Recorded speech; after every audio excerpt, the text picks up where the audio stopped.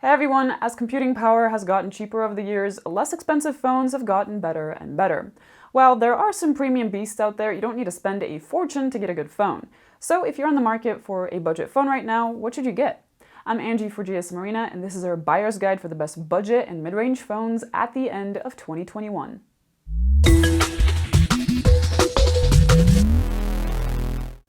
First up, if you're on the strictest of budgets at around €170, you'll be looking at entry-level phones. Our favorite this year has been the Xiaomi Redmi 9. For a phone at this price, it looks stylish and it has an infrared blaster to control appliances and an FM radio that doesn't need an antenna. The large 5000 mAh battery and the 18-watt fast charging are probably one of its biggest draws, as it's plenty to last all day. It also has a quad camera setup with good photo and video quality for the class. It runs MIUI 11 on top of Android 10, and as long as you make sure you get the model with 4GB of RAM and 64GB of storage, you should be fine. It may not be a gaming machine, and the screen also isn't the brightest around, but for day-to-day use, especially at this price, it'll do a splendid job. Next up, at €190, the Realme 8 has fantastic battery life with a score of 127 hours on our tests and super fast dart charging. Like the Redmi 9, it has a lot of features that aren't a given nowadays. There's a headphone jack, FM radio, NFC, and a dedicated microSD slot.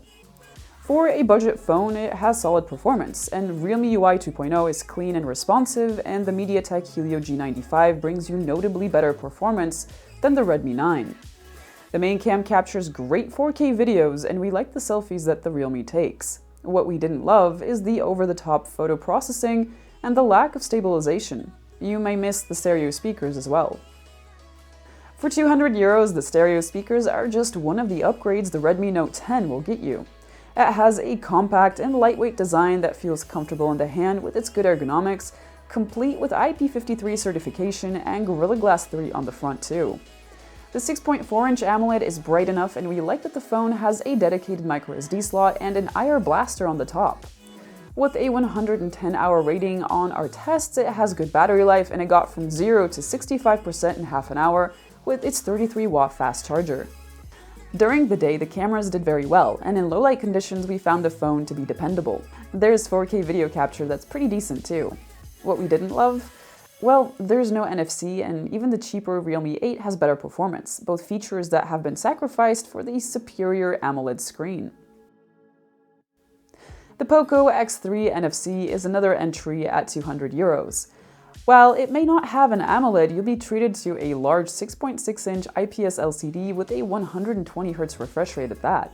This device has a nice-looking design with Gorilla Glass 5 and aluminum frame, and once again, IP53 rated dust and water protection. It matches the Realme 8 in terms of battery life, charging speed, and processor performance with its Snapdragon 732G. But it gets you a larger, high refresh rate screen, stereo speakers, and a much better ultra-wide camera. The screen had a slower pixel response time, which can result in smearing or ghosting when scrolling. But not everyone will notice this. If you're willing to bump up your budget just a bit, for €220, there's another Poco sibling on our list, the Poco X3 Pro. It may have the same screen as the Poco X3 NFC, but here it's covered by Gorilla Glass 6.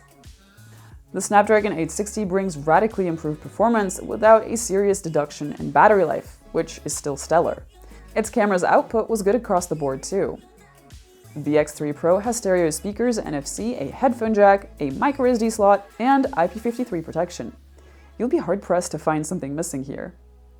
It suffers from the same slow pixel response time as the X3 NFC, so you might notice smearing here as well. It's also on the bulky side, so it won't be your top pick if you're after a compact device. For around €250, our top pick would have to be the Redmi Note 10 Pro, also known as the Note 10 Pro Max in India. With the Snapdragon 732G, its performance is not on the same level as the X3 Pro, but it has a sweet AMOLED display with a 120Hz refresh rate and HDR10 support. Battery life is excellent, charging is speedy, and the chipset is still gaming friendly. It has a quad camera setup which is headlined by a whopping 108-megapixel main snapper, and we really like its photo and video quality. The one thing that we didn't love is the camera's mediocre performance in low light. which is perhaps due to the lack of OIS. Beyond the Redmi Note 10 Pro, the upgrade curve really starts to taper off.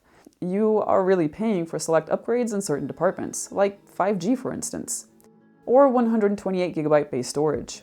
These are both features that the next entry on our list has, and it's the OnePlus Nord CE 5G. It's not our overall top pick for a phone around €300, but if you're looking for a more compact option, then this is one that we highly recommend. Even though it's a more compact device and it comes with a smaller battery, you still get the same battery life as many of its competitors, and it also sports super fast charging. There's an AMOLED screen on the front, and the Snapdragon 750G offers improved performance over the Redmi Note 10 Pro. Not to mention that Oxygen OS, OnePlus's UI, is as responsive as it gets. Of course, nothing is perfect. There aren't any stereo speakers here, nor is there any ingress protection, which is a shame since so many other mid-range devices nowadays are offering at least splash resistance. Also, the main camera is okay, but the ultra-wide is far from impressive. Finally, we get to our top pick for around €300. The next entry comes with similar cost-cutting in the camera department, but it's miles ahead in performance thanks to the Snapdragon 870. For around €300, the Poco F3 is our top pick for a high-performance phone, and it was recently made even smoother with the MIUI 12.5 enhanced update.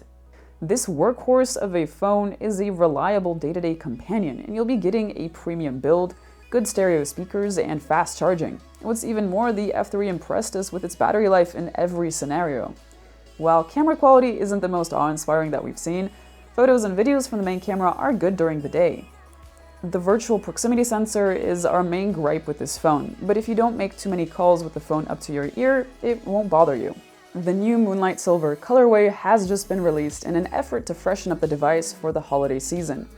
But it's been on our buyer's guide recommendation list since Easter, and even today, it's still very hard to find better value at the €300 mark. After all, 'tis the season for celebration, not necessarily breaking the bank.